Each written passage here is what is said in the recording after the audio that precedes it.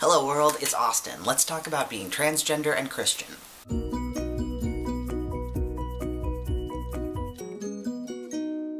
So welcome to 2018, it's the new year, and I've been thinking a lot about the things that we can do this year to make the world a better place, to be kinder to each other, and to move closer to God. And so as I was thinking about all those things, I was reminded of one of my very favorite words in Hebrew that shows up throughout the whole Old Testament or Hebrew Bible, and that word is Hineini.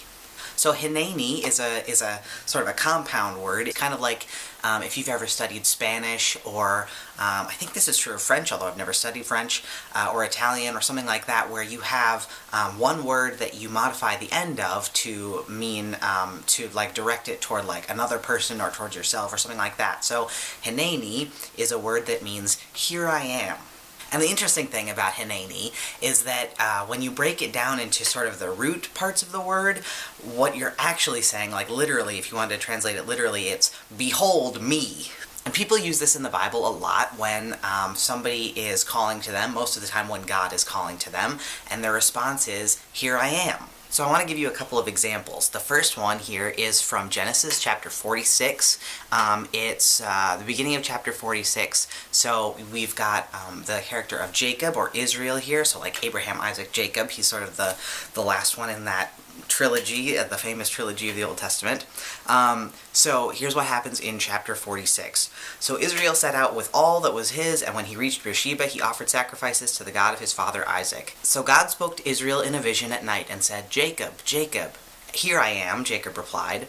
I am God, the God of your father, he said. Do not be afraid to go down to Egypt, for I will make you into a great nation there. I will go down to Egypt with you, and I will surely bring you back again. So that's one of the first examples of Hineni being used in the Old Testament. It's used for Abraham. God calls Abraham, and Abraham says, here I am. Jacob uses it, wants to call his son, but it's always used as a sort of call and response format, where somebody calls for you and you say, here I am, Hineni. Hineni is also used as sort of a response that's not just saying, here I am, but here I am and I'm ready to do whatever the thing is that you're calling me for. So it's very much a word of like excitement and maybe even a little bit of fear and anxiety, but like, here I am, I'm here, I'm open, I'm showing up. The next example I want to talk about is Moses, and this is probably the most famous example of Hineni used in the Old Testament. It's from Exodus 3. There the angel of the Lord appeared to him in flames of fire from within a bush. Moses saw that though the bush was on fire, it did not burn up. So Moses thought, I will go over and see this strange sight, why the bush does not burn up.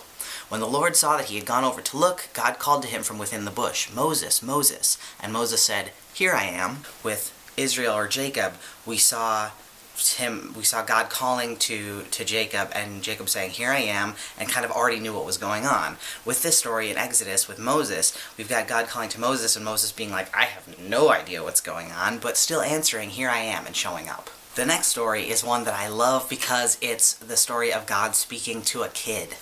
So we've got this story in 1 Samuel 3. So Samuel is a boy who is working in the temple. He's going to become hopefully a prophet or a servant of God in some way, but he's been dedicated to the temple and is being taught by his mentor Eli. So this is what happens to Samuel. One night, Eli, whose eyes were becoming so weak that he could barely see, was lying down in his usual place. The lamp of God had not yet gone out, and Samuel was lying down in the house of the Lord, where the ark of God was. Then the Lord called Samuel. Samuel answered, here I am. And he ran to Eli and said, here I am, you called me. But Eli said, I did not call. Go back and lie down. So he went and lay down. Again the Lord called Samuel, and Samuel got up and went to Eli and said, here I am, you called me. My son, Eli said, I did not call you. Go back and lie down. Now Samuel did not yet know the Lord. The word of the Lord had not yet been revealed to him. A third time the Lord called Samuel, and Samuel got up and went to Eli and said, here I am, you called me. Then Eli realized that the Lord was calling the boy. So Eli told Samuel, go and lie down, and if he calls to you, say, speak, Lord, for your servant is listening. So Samuel went and lay down in his place. And the Lord came and stood there, calling as the other time, Samuel, Samuel. And Samuel said, speak, for your servant is listening. I love that story because it kind of tells us that, like, First of all, you don't have to know what's going on. As in the case with Moses, sometimes you're being called and you don't really understand it, but Samuel keeps showing up. Like, this keeps happening over and over, and Samuel doesn't just roll over and go back to sleep. He's like, hey, what the heck is going on? And he is willing, and he's ready, and he's showing up, even though he's so young. And, like, so sometimes people say, like, you're too young to know what you're being called to do, but Samuel knew, so we should maybe listen to our youth more often. The very last story that I want to talk about comes from the book of Isaiah, and this is Isaiah's call story, Isaiah's call as a prophet. So in Isaiah 6, Isaiah's having this major vision of being in the presence of God, and there are angels all over the place, and it's a really powerful vision. But the part that I want to focus on is verse 8. Isaiah says, I heard the voice of the Lord saying, whom shall I send, and who will go for us? And Isaiah said, here I am, send me. And that story, the reason that it's so important, I think, when we talk about this concept of like Hineini and here I am, is that Isaiah kind of knows what's going on, but God doesn't specifically call Isaiah. God doesn't do the thing that God has done in these other stories where God repeats somebody's name specifically. In this story, God's just saying, hey, who's out there? I need somebody to do this. And Isaiah is responding to that. So when I'm thinking about this new year and the important things that we can do, I think the most important thing we can do is to show up and say, Hineni, here I am. To say, I am willing to do the thing, whatever the thing is that I'm called to do. Whether that comes in the form of God calling me by name and kind of me going, yeah, I know exactly what's going on, or whether it's feeling this sense of call but not really understanding it and not knowing what's going on, or whether it's God calling us in some way and we just keep responding even though we're not quite sure what we're supposed to do, or whether it's God speaking into our lives and saying, hey, this thing needs doing, and then we get to volunteer to do that thing like Isaiah does. For trans folks, I think this is even more, it's like even more important and even more integral to our being, because when we are showing up as trans folks in the world and in Christian communities even, when we're showing up and saying, here I am, as our full selves, that's a radical act. We're doing something that is scary.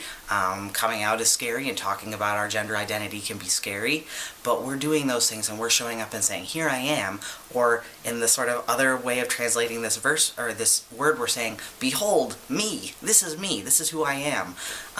And so showing up as our full selves makes us more able to connect with the other people in our communities and makes us more able to connect with God. Like, think about in any of these stories, if God had called somebody and they kind of said, okay, well, I'll kind of show up, or I'll kind of be myself, or I'll kind of have these gifts that you said that I've had, right? If we only get there halfway, if we sort of show up with masks on, we can't fully connect with people, and with God, we have to show up as we are, as our whole selves, and not be afraid of who we are, and not be afraid to show up and just be us. So that's what I've been thinking about this year as we move into the new year.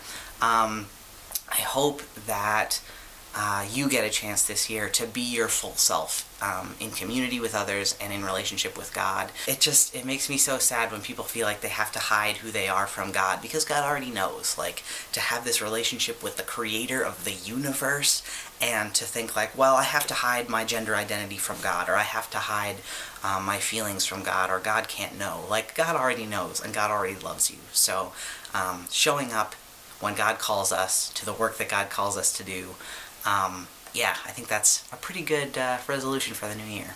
Alright, so that's all I'm going to say this month. I'm really glad to be here with you, and I also wanted to let you know that on the 19th of January, on this month, if you're going to be at the Gay Christian Network Conference that's happening in Denver this year, I'm doing a trans retreat, and it's going to be awesome. It's going to be on a Friday, sort of late afternoon, and we're going to get together at the Gay Christian Network Conference, and we're going to do a lot of really cool stuff. We're going to do some resource building and community building. We're going to hear some stories. My friend Nicole Garcia is going to be there and talk about her experience as a trans Latina woman. And so I'm really excited about it. So if you're going to be at the conference, or if you still want to sign up for the conference, that's okay too.